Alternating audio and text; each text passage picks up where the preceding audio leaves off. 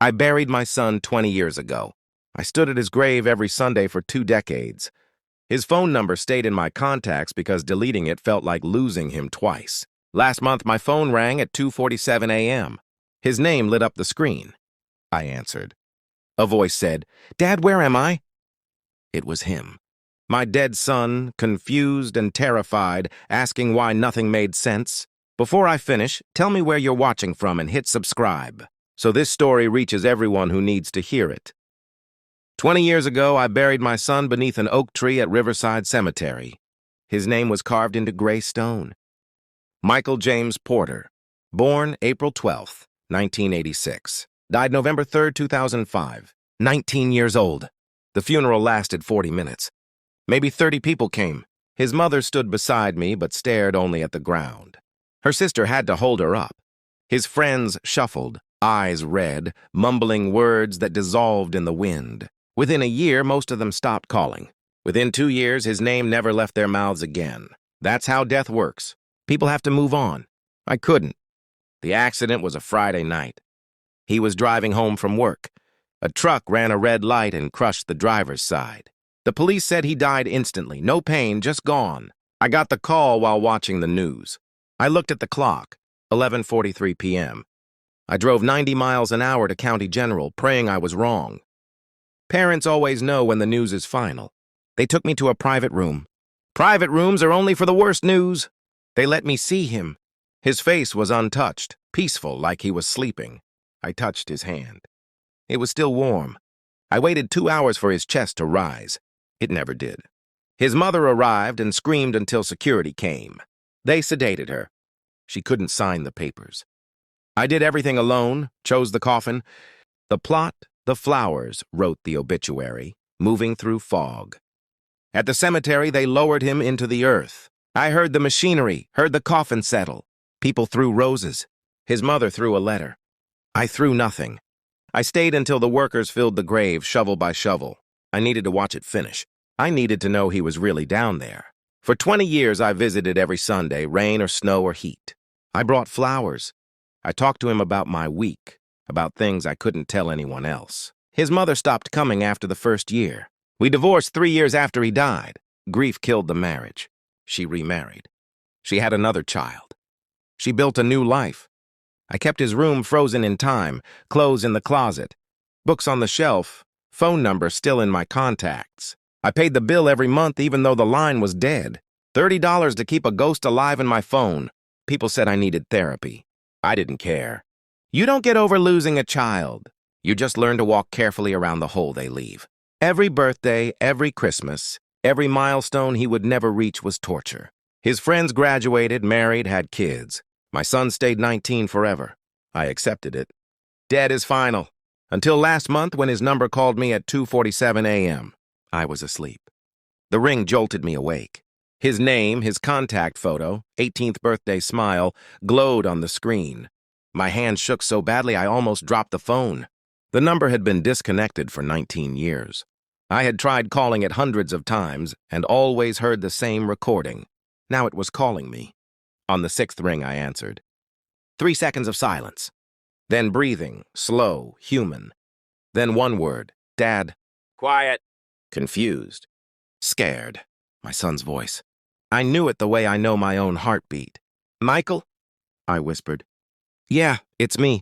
Dad, where am I? What do you mean? I don't know. Nothing makes sense. Something's wrong. Everything feels wrong. I turned on the light, stood up, tried to think. My son was dead. I buried him. This couldn't be real. He kept talking, voice cracking. I remember the accident. I remember the truck. I remember dying. I felt it, Dad. Then I woke up and I look different. I feel different. I'm in a place I don't know. People walk through me like I'm not here. I found a phone. Your number was the only one I could remember. My legs gave out. I sat hard on the bed. He remembered dying, yet he was speaking to me. Are you hurt? No, just scared. Can you come get me? Tell me where you are. I don't know the address. It's dark. Apartments. I'll look. Footsteps. A door. Then the line went dead. 9 minutes and 43 seconds. I called back 15 times. Same recording every time. Number no longer in service. I didn't sleep. At dawn, I drove to the cemetery. The grave was undisturbed, grass wet with dew. I pressed my hand to the earth and whispered, "Are you down there?" Of course he was. But then who had just spoken to me?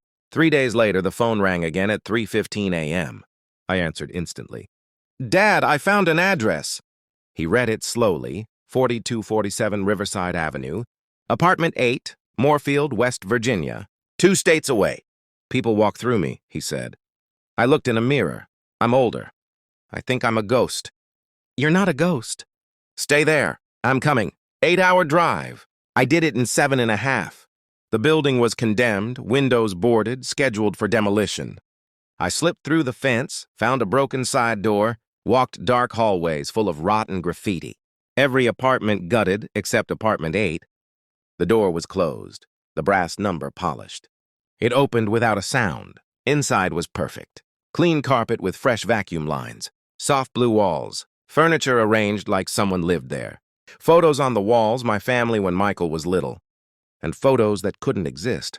Michael at 30, 35, smiling in front of this same building. In the kitchen, the coffee in the mug was still warm. On the fridge, a note in his handwriting. "Dad, if you're reading this, I don't know what's happening to me. I woke up here weeks ago with someone else's life. ID says Marcus Powell, 38, factory job, this apartment.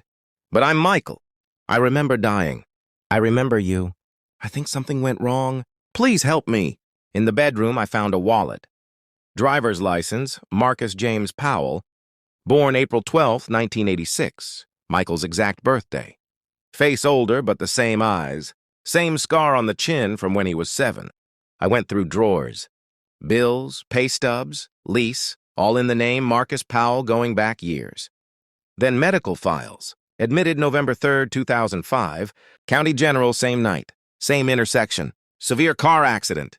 Coma 6 days. Woke with total amnesia. No ID? Became John Doe. Chose the name Marcus Powell because he couldn't remember his own. 2 boys, same crash, minutes apart, records somehow mixed in the chaos. 1 declared dead. 1 survived but lost himself. I called the neurologist on the file. She pulled 20-year-old records all night. 2 patients, same injuries, same blood type, same age. But the police report listed only 1 victim in the sedan, Michael James Porter. Yet the hospital treated 2, a mistake. In the panic of a busy trauma night, charts swapped, bodies misidentified. I had looked at a swollen, bruised face in dim light and confirmed my worst fear. The hospital never questioned it. Marcus Powell was my son. He had lived 20 years as a stranger to himself. I found him at the factory on 3rd shift. Watched him walk under the lights. Same slouch in the shoulders. Same way he pushed hair off his forehead. Older, but unmistakably Michael. During his break, he stood alone at the fence. I walked up. Our eyes met. He frowned like he almost knew me.